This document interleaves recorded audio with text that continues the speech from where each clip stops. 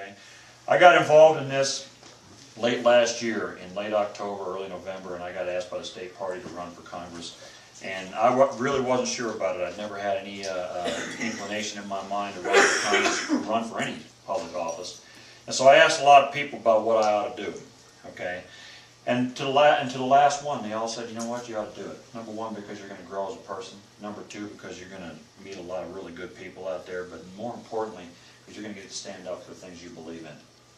But I still wasn't sure, and mostly I was afraid to do it. I didn't want to give up my life, and believe me, you give up your life.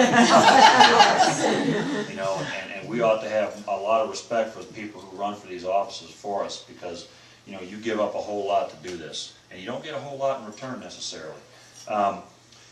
And so I was sitting there kind of going back and forth, wasn't sure what I was going to do, and then two things happened. First of all, there was an article in the Rocky Mountain News, and it was a special section, and it was 19, 20 pages long. And it was about a Marine Corps major whose job is that he's in charge of the unit to have to go out and knock on doors and tell people when their son or daughter or their husband or wife has died in Iraq. All right? And I'm looking at this photograph on the front. He's big and he's beautiful and he's just a recruiting post of Marine, and I'm thinking this guy's never been afraid of anything in his life.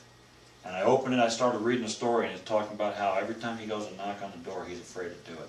Because who wants to deliver that kind of news? And he said, but you know what? I know I'm going to go in there and I'm going to make a difference. I'm going to become their best friend, and I'm going to help them through the hardest thing that any human being will ever face. And I'm going to make a difference. And he said something that really resonated. He said, I decided that being afraid was not a good enough reason not to do the things that I ought to do. And I thought to myself, that's talking to me. That is talking to me. And then I have a good friend who lives out in California, and she's in her early 50s, and she had, her only child was killed in Iraq on May 30th of 2004. And Karen gave me a set of Ken's dog tags, and she asked me to go out and serve in his place, to be his voice, because he doesn't have a voice anymore. And we went out to Washington, D.C., and we visited Ken at Arlington National Cemetery. And I was driving up there, and I was thinking to myself, this isn't going to affect me very much. I don't know any of these people. And I was walking through these rows of headstones, and there was 4.5 at that time for people who had to come back from Iraq. All right? And I'll tell you what, it was the most deeply moving experience I've ever had in my life. Because I was reading those names, and at a lot of those headstones, people had put photographs of their loved one who was buried there. Okay? But even more so than that, they had put little things, little items.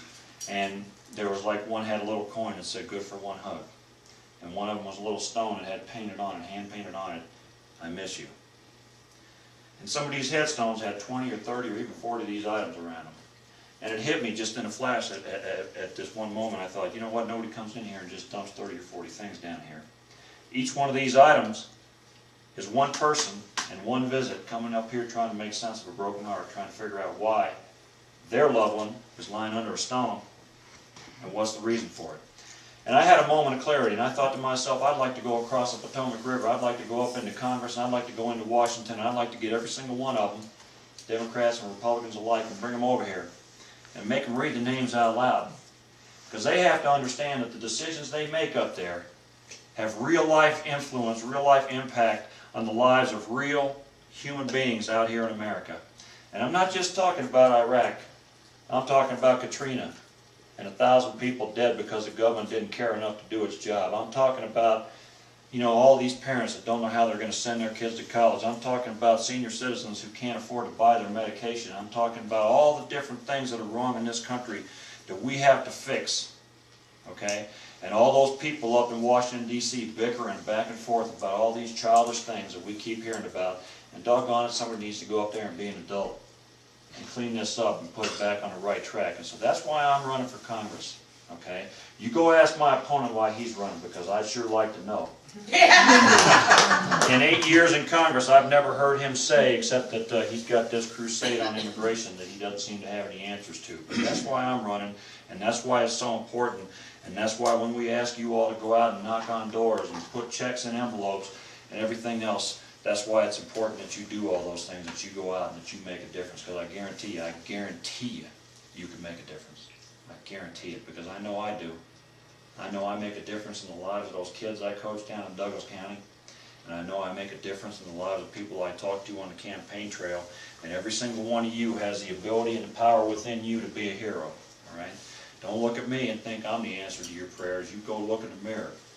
Because that's where the hero is that you're looking for. That's where the Savior is for this country, is looking right out at you from the mirror. And if every single one of you goes out there and has that kind of impact, we'll turn this thing around.